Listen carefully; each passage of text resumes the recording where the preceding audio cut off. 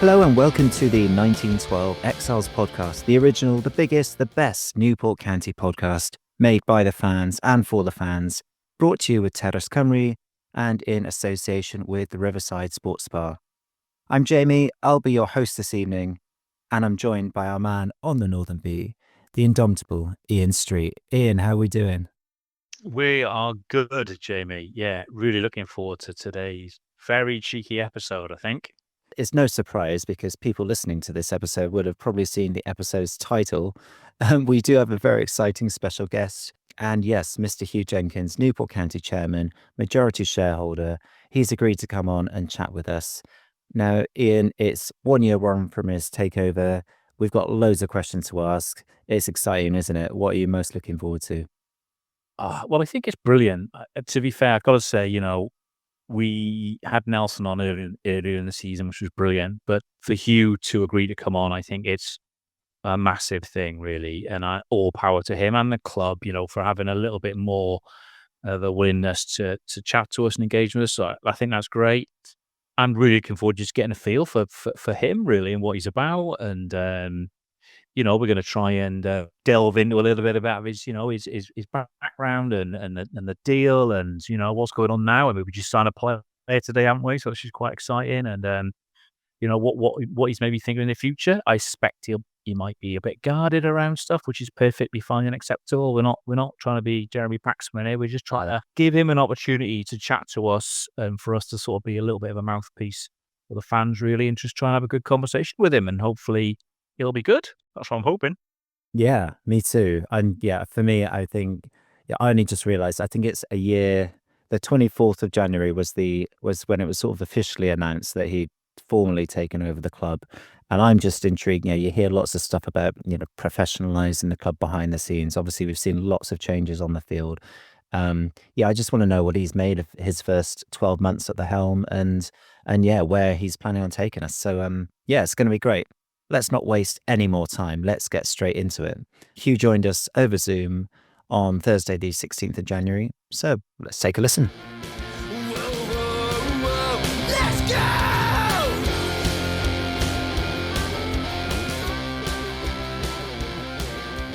go! Okay, well, we are delighted to say that joining us is Huw Jenkins, majority shareholder and chairman of Newport County. Huw, welcome to the 1912 Exiles podcast. Thanks for coming on. Yeah, thanks for asking me. Delighted to be on at last. Now, we've got loads of questions to ask you, obviously. We're an inquisitive bunch here. But before we get into things, maybe we could start with today's announcement. David Ajaboy announced this afternoon. We were all super impressed by the name, given the amount he gave us a lot of grief last season when he was playing for Sutton. How did that come about? And, what kind of conversations were you having with him to get him over the line? Goes without saying, obviously, we're looking to bring a few players in and change a few things around in January. One of the thoughts, obviously, going back to Nelson, the coach, was looking to bring another wide player in, another winger in as such.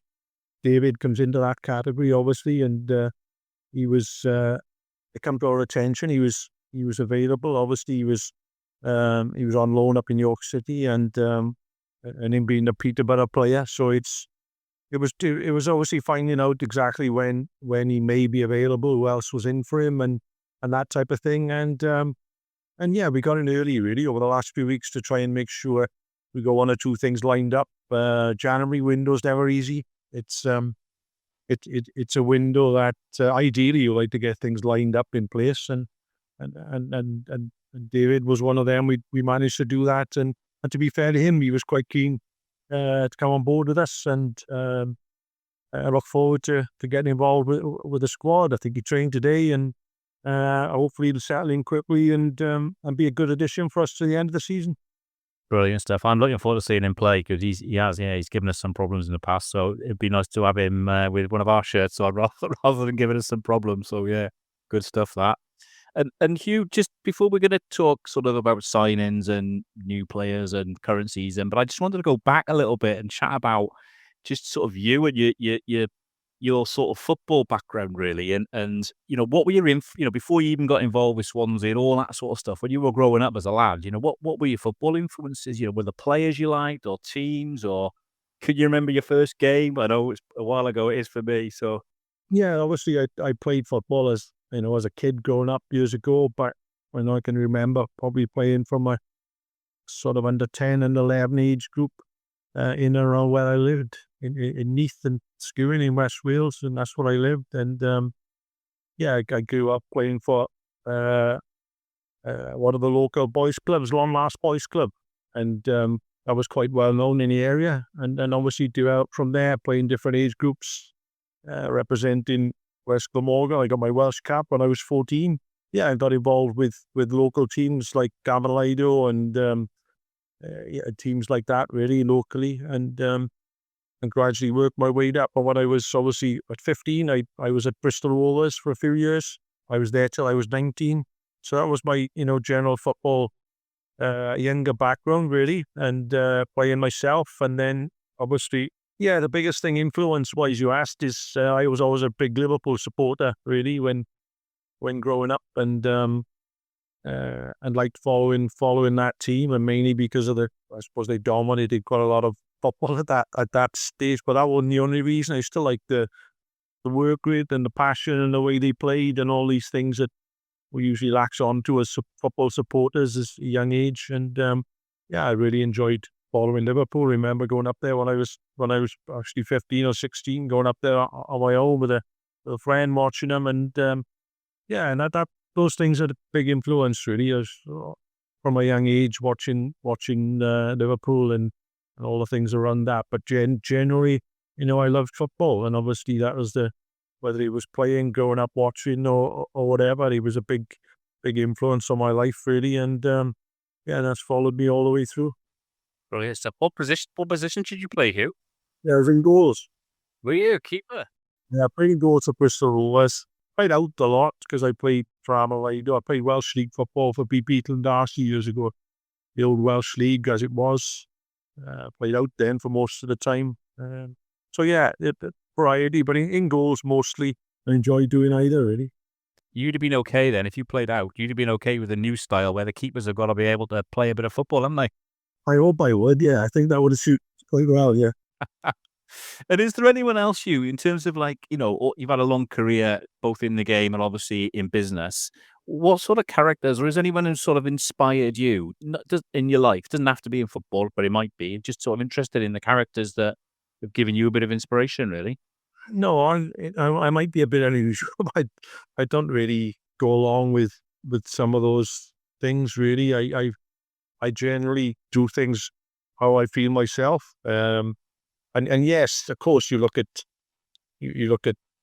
different people achieving different things and then achieving success in football or sport or whatever. Yeah, I get that, but I think in general with me it was as I got involved in different things, you just got that probably passion inside you to try and do well, I suppose. And I'm not something. I wouldn't dwell too much on things. If things changed and you go off and do a different route in life, which people do, whether it's business, sport, I'm quite happy to do that and focus on that as well. So I was never, going down one road as such to do this or do that. I was probably, use the term, drifting around, really, and doing different things. Different opportunities come around, and I think that's what probably I latched onto, in life, is opportunities come around from meeting people, perhaps, and timing is right, in the right place, right time. I think those type of things have probably been part of me more than me forging a path forward and trying to follow different things, Yeah, I mean, speaking of things, the opportunities arising. Well, it's coming up to a year now since the takeover was announced. I think it was the 24th, wasn't it? And obviously, you expressed your interest in the months before that in taking over the club. I mean, what was the opportunity? What really was it that attracted you to Newport County in the first place? Because, we were thinking, obviously, there's a club there, there's a community there, but, it's not like we have any tangible assets as such. So what was it that sort of drew you to the club?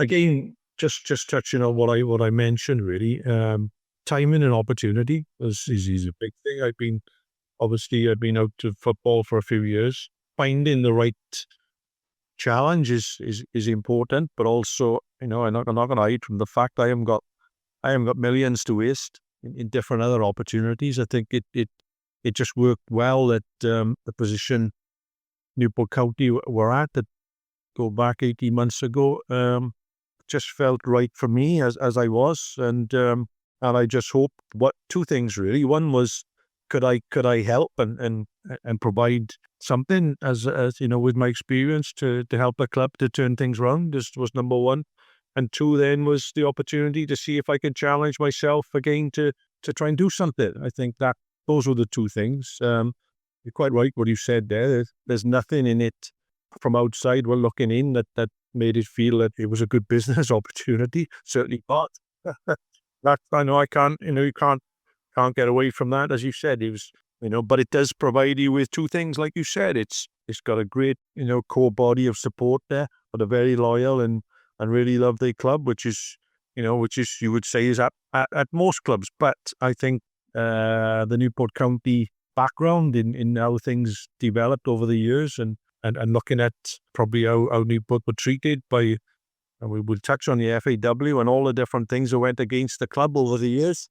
Those things are huge that clubs have got obstacles they've got to try and overcome. And I think the Newport County story is close on second to none. The fact that the club can virtually reform and fight its way back into the league like it did over that period of time, it's a massive achievement for everybody who was at the club and still are at the club this day and age. It's a fantastic story to look back on. Yeah, that's why I got no hair, Hugh, because I had to spend all those years trying to claw our way back. It was painful, but we got there. It was great. I'm really interested, Hugh, because obviously when you took over the Swans, they weren't in a great position, were they, back in Division 4 back in those days? And that was what, 3 years ago. Is there massive differences between sort of Division 4 then and where we are now? Is it similar? What have you noticed from your experience, the differences between the sort of environment we're in now and what it was, back then? Whilst there are similarities, obviously the problems going back 20 years I encountered to find a training pitch is the same today as we are in Newport. So that looking for places to train when the weather's bad, when it's raining, when it's frost. We're up USW, we're in Pontypridd, we're in Cardiff today training. Nothing is ideal, right? But those are the things we've got to work with and get used to and get on with it. And we had the same years ago when I was at the Swans. We used to phone the council in the morning to try and find out where you could train.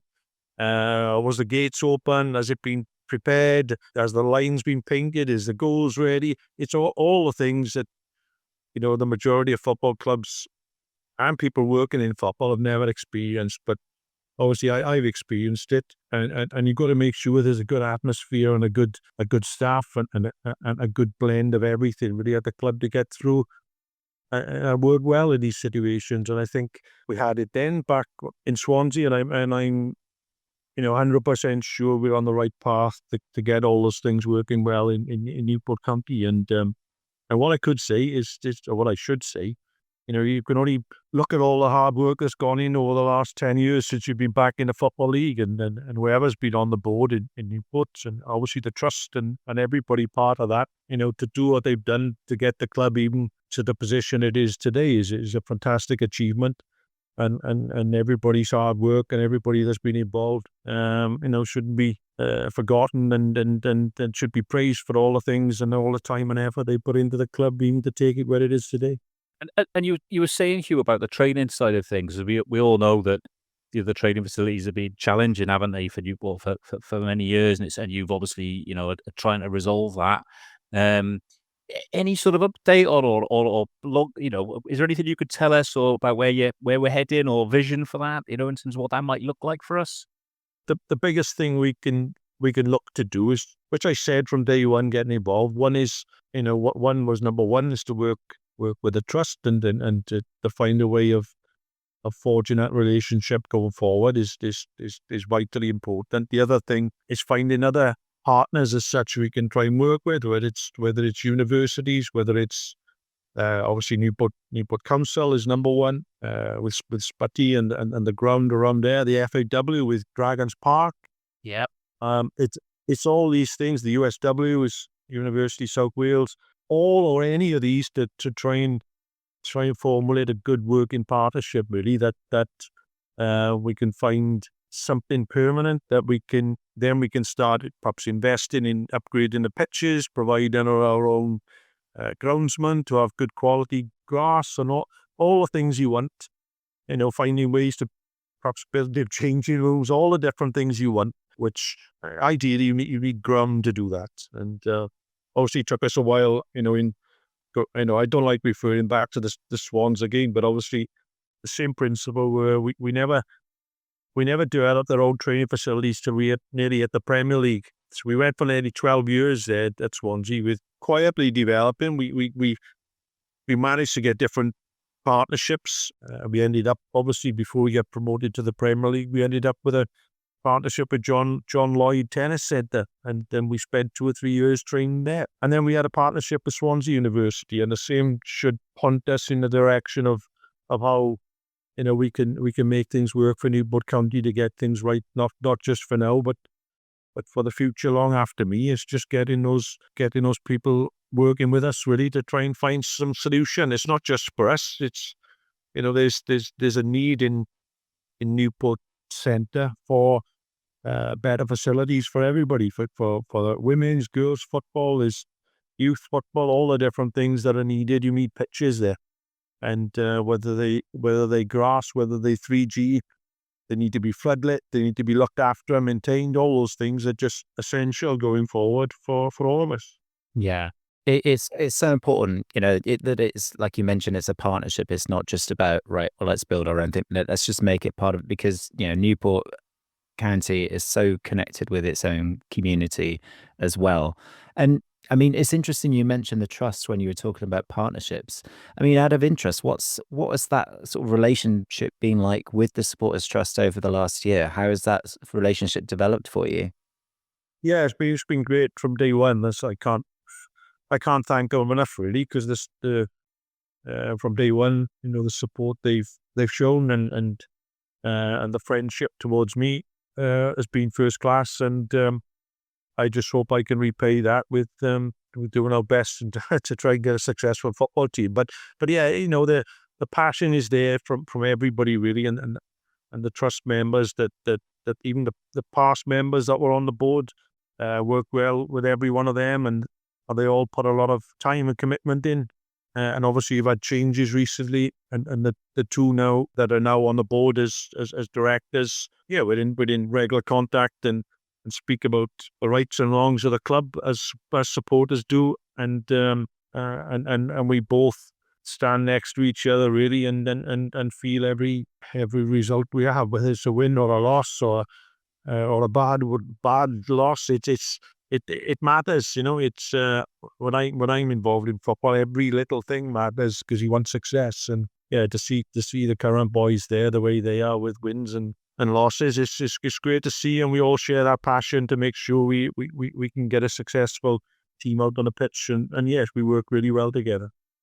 And you mentioned as well, looking at wins and losses. I mean, but just sort of generally speaking, from what you've sort of said so far, the progress that you're making, the sort of the impact that's sort of happening already a year, like I mentioned, it's a year in.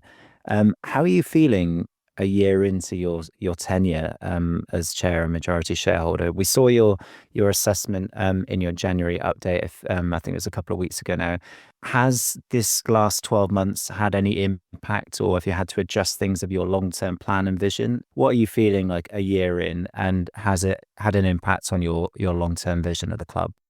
Yeah, I'm not gonna. The reason I come on here, I'll always try and be as truthful and honest as I can in most things. And yeah, it's been tough. I'm not gonna, I'm not gonna not say that. There's nothing unexpected. and you did ask a question earlier on about what are the differences.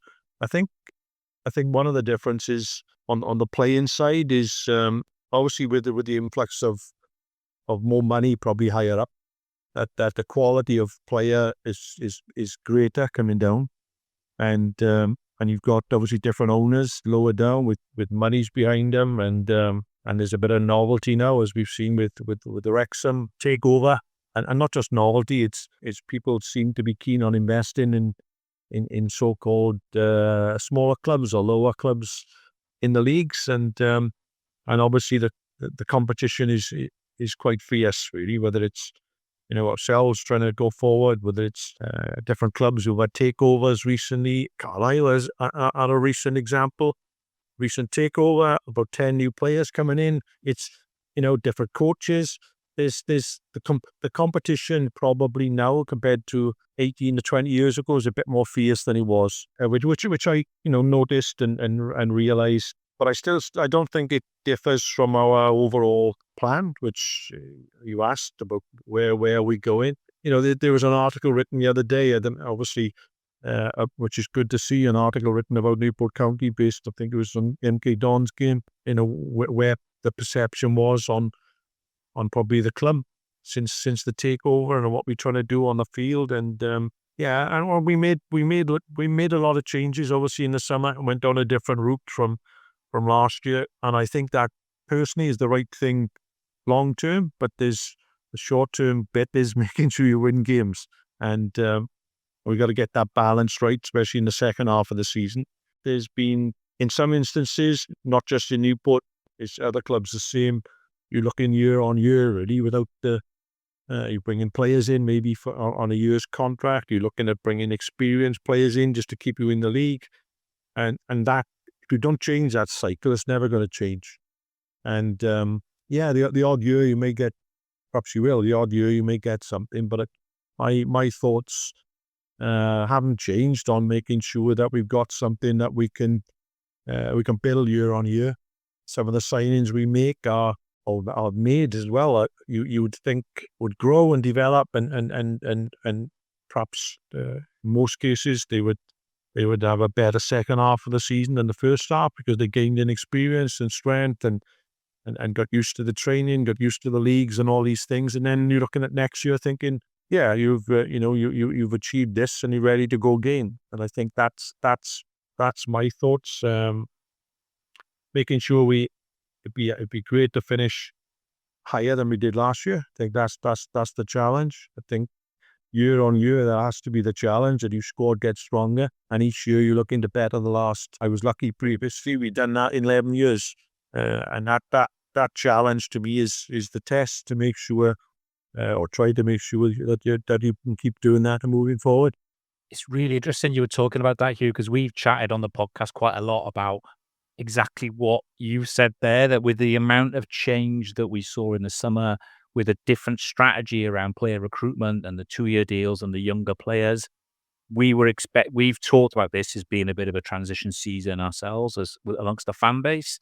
And we've talked about the likelihood is hopefully we should get stronger as the season goes on.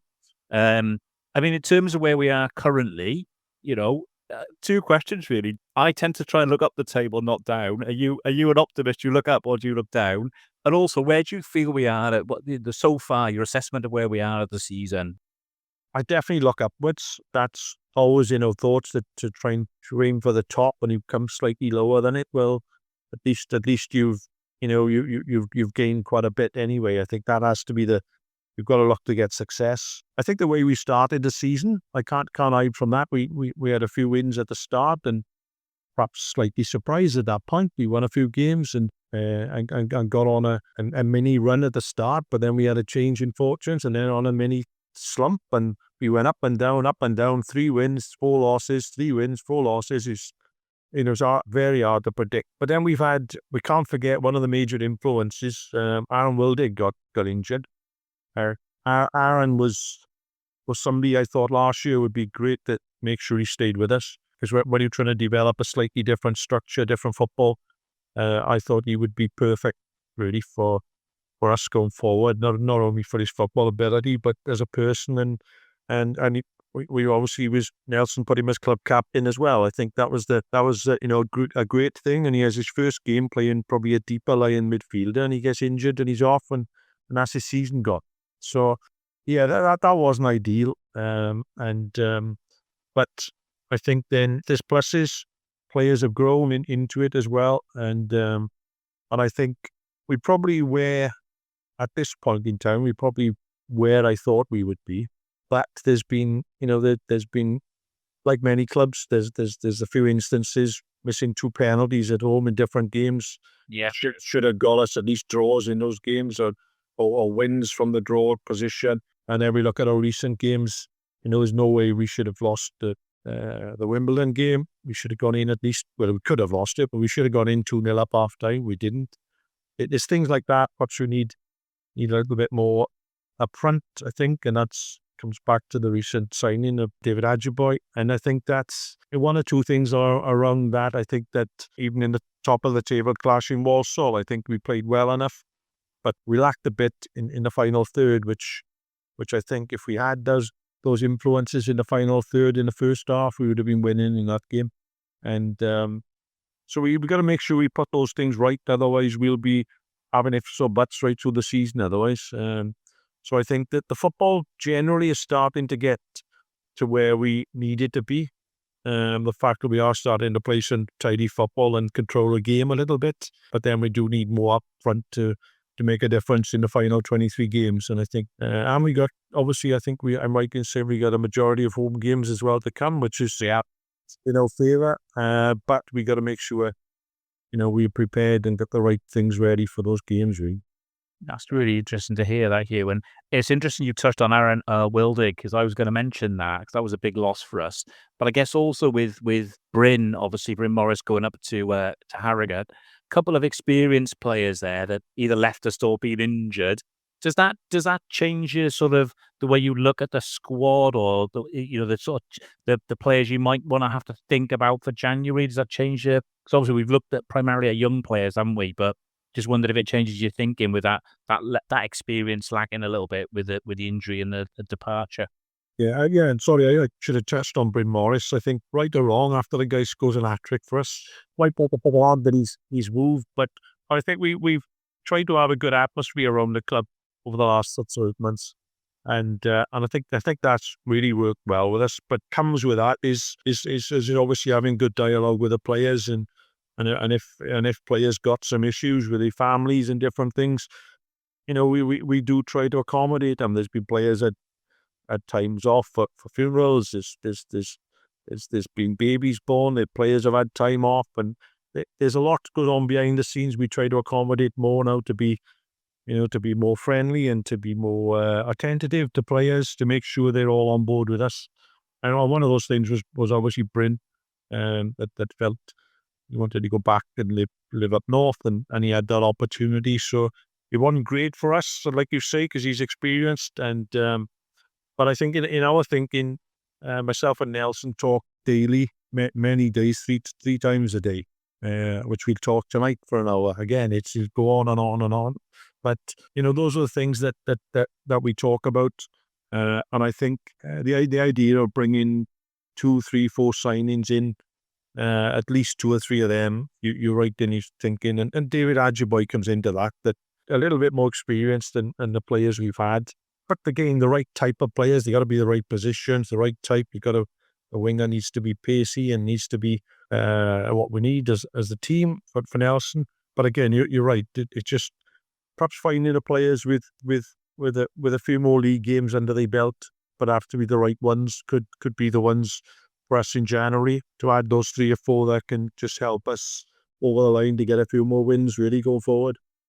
Nice one. In terms of how you, I don't want you can't give any trade secrets away here, Huw, but in terms of how you go about identifying players, I'm quite interested if there's anything you can say around that, how you do that as yourself or as the club does it, and how far sort of in advance do you plan? Are you obviously we're in the January window now. How far back, and are we already looking at people for next year? I don't know how it works. I'd be really interested to know that, if you can share anything on that. to get consistency in a club is important. Consistency in how you play obviously helps any recruitment, because people will identify that, whether it's our scouts, whether it's agents, whether it's other managers, whatever it is, they'll all identify the way you play, and they'll all have an idea what players will suit you, I suppose. And that's a big thing with having consistency. That was number one in my thinking. Consistency in how we play, and then how we select players is important.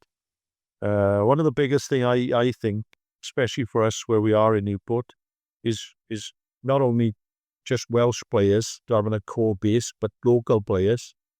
Because there's two things. One is financial, because you bring in players from all over the country when you've got to rehouse them, and financially is a problem. But not only that, which I think supporters don't realise, so many of the players you bring from all over the country end up driving back and forth to their families non-stop.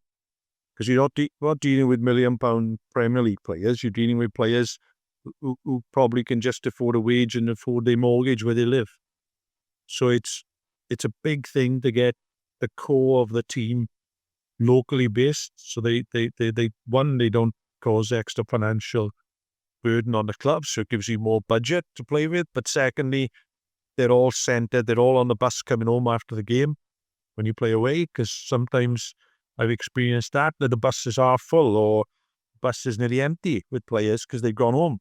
And then they drive in back on a Monday morning, driving 4 hours in the car and training and getting injured. So it's got to be thought through, that if you've got to have like a club policy as such, and mine is to make sure, and obviously Nelson, all the staff are fully aware, we got to increase a Welsh base of player. Number one, they obviously got to be the right player and the right standard for us. But I can't hide from that. They need to be locally based, and where we can, and just help our process in having a good atmosphere and a good feeling towards the club.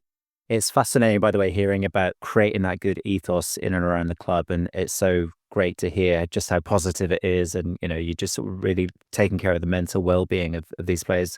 Because you're right, if they're not locally based and they're driving all across the country, but when they are staying in, local digs somewhere in Newport or something, it can be quite isolating being away from their family as well.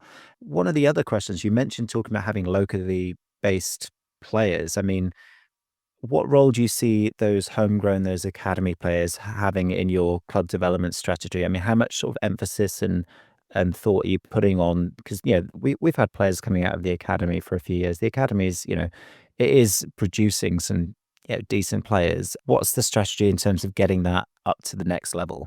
There are two things. One, obviously, as you say, there's a lot of hard work and effort goes into the academy. The facilities in what we've had recently to work with haven't been great. The 18s as such, finding training facilities have been different in midweek, in nights, in Newport, for all ages. So those things haven't been great. But yeah, there are players coming through now. And one of the things we have started doing, I don't know how much publicity has gone out on it yet, but there'd be quite a lot of bodies going out on loan from Newport County, even to the Welsh League.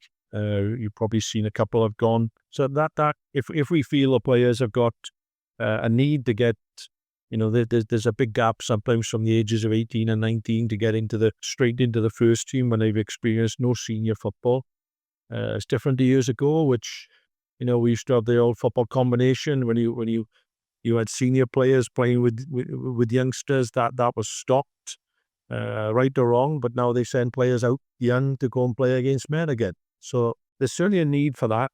And if the players are right and can find a good loan in the Welsh League as such, I think that'd be a good thing for development, to see how the players do and see if they can provide, or that can provide them with that bit of extra experience then to come back in and compete in our squad. Because we can't forget that having, again, 4 or 5, 6 young players that are connected with our youth academy is another big thing that can financially help the first team squad to make sure you control your budget better, and those things again, build that spirit within the club. It's a big thing. You mentioned budget there, Huw, and I'm just thinking about sort of the commercial side of things and the really positive news about the lease with the Rodney Parade being sorted recently, which for those of us like me who've seen us play in 5 different home grounds, it was quite a bit of a relief to know we've still got somewhere to play. What does that mean for sort of our relationship with the Dragons and sort of the opportunities that might give us sort of commercially to help support the club? It's a difficult one because Rodney Parade is it's the Dragons' home as Yeah. such, where they own it.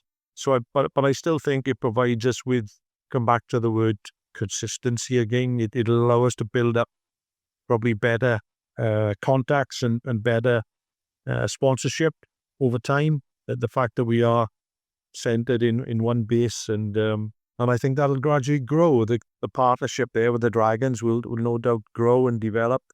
And let's hope some of the way they raise quite a lot, considerable commercial income, and I hope that we can all work together and see some of that help us as well. So I think that's the challenge, is again working together and finding ways to all help each other, and hopefully that can help to build up our commercial income over time. So I think that's where we're at really. Is we're still in the one recently just signed the agreement, but two, then finding ways to work together really more, and finding some extra revenue streams if we can. Yeah, absolutely. And for some of us as supporters, we'd love to have our own ground and all this sort of stuff. And and I know some people will look at you and see what the amazing thing you did down at Swansea, and obviously you were able to sell the Vetch, weren't you, and move to the Liberty and build that. We're in a very different situation there, but it are the things that you're thinking about, in terms of long-term stadium plans, or is that too pie in the sky for us to even go near? I think that's definitely a bit down the line. I think there are two things there. Obviously we had the old Vetch field, and I've said this many times. Swansea City Council at that time, they had the land available up in Morva, as such, the old Morva Stadium, and to be fair to them, they saw it as a great opportunity for the city to develop that and push it, and obviously we worked together to do that. The same would apply, to you where we are. It's seeing everybody seeing what the benefits could be to Newport as a city, really. Whether it's us, Newport County, the Dragons, whatever it is, it's any facilities you can develop, whether it's at Rodney Parade, whatever we do in the future, everything you do will encourage growth in the city. It'll encourage a different feel, it'll encourage pride and all these things in the place you live and work. And I think when you all work together to try and achieve that, I think we've said it many times, I think anything could be possible. It's never easy because there's decisions to be made, bringing people together to try and do these things. But there's got to be a will and a thought behind it that the city of Newport deserves these things. That everybody, whether women, children, all these things will. If you can have great facilities for them to come out and enjoy sport and all in all its forms, is good for everybody. Yeah. Just moving on to something a bit different now, as we sort of we'll move towards wrapping things up, because I know we've kept you for a bit of time here, and we appreciate it. You mentioned yourself earlier, and there's been all sorts coming out of the FAW recently, specifically regarding the Welsh League Cup, and we understand it's in consultation. We don't think we know what the full idea is. Have you got any views on that, or what the benefits might be for us, or anything you can say on that? Oh yeah, like I said the other day, there are two things. One is fundamental, and the relationship with the EFL, is our future, and we can't get away from that. That's where our funding comes from, whether it's ourselves, Wrexham, Swansea, Cardiff. The majority of income we get in is from the EFL and the Premier League. It funds our academy. It funds probably 50, 60, 70% of our income at Newport County, and probably the same with the other clubs. Championship clubs getting the majority.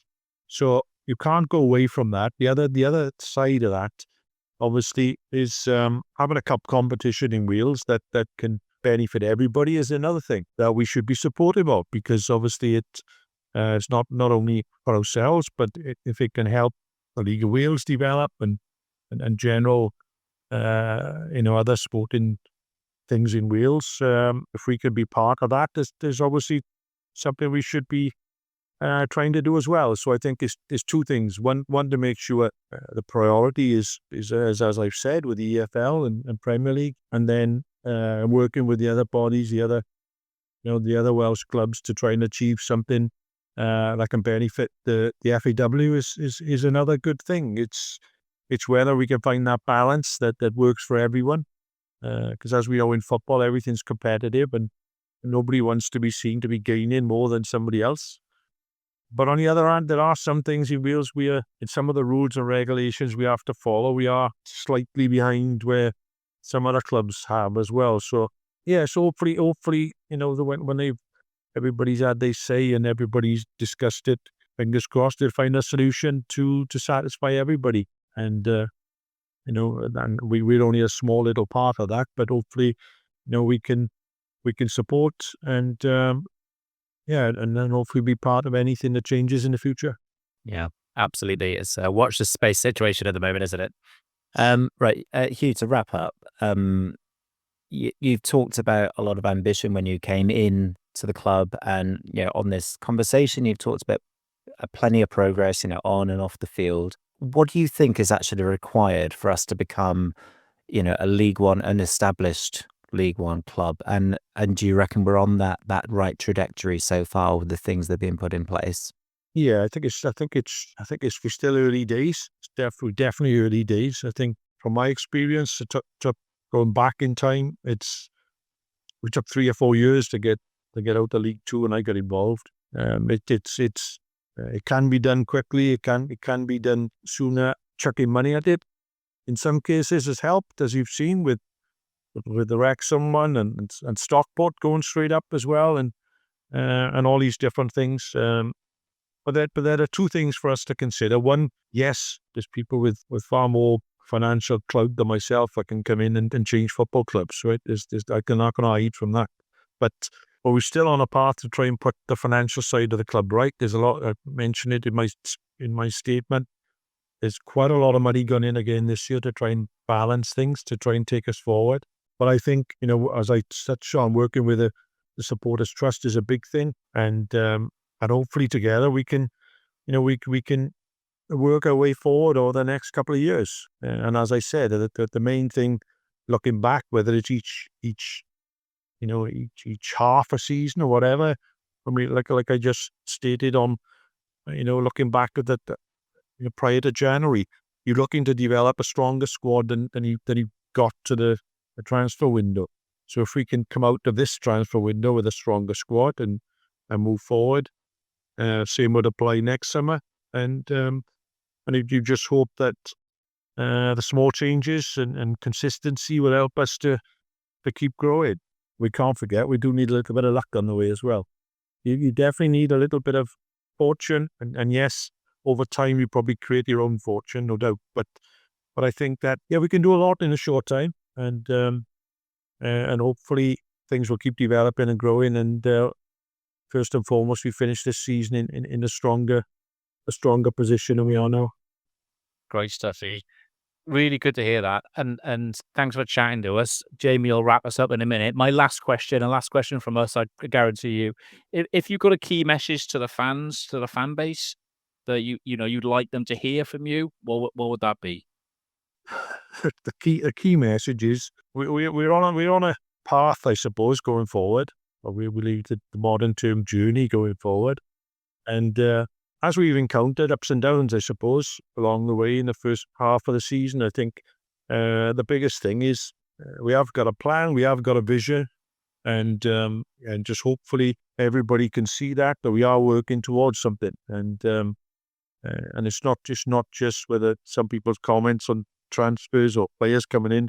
Everything is thought through. Everything is discussed at length, and we have got a vision to take the club forward, and ideally as quick as we can. But it's not easy, and unless we can find a solution to go forward in a good way, something that can make everybody proud and be and we can look back with that feeling of pride and be proud of what we've achieved over a short period. That's the main thing, is for myself and everybody connected to the club, that we can look back and feel as though we've achieved something together. Hear, hear. Huw Jenkins, it's been an absolute pleasure talking to you today. Thank you so much for joining us, and we're eagerly anticipating what comes out of the club next. So, Huw, thank you for your time. Hey, thanks very much, boys. Thanks. Cheers. Let's go!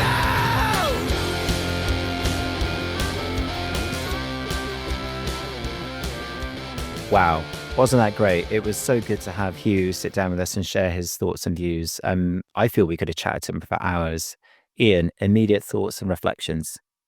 Well, exactly that. He was much more chatty than I thought. I thought he might be a bit more reserved than he was, and he was really chatty and happy to talk to us, and that was great. He was open and he was as honest as he could be, I felt, in that conversation.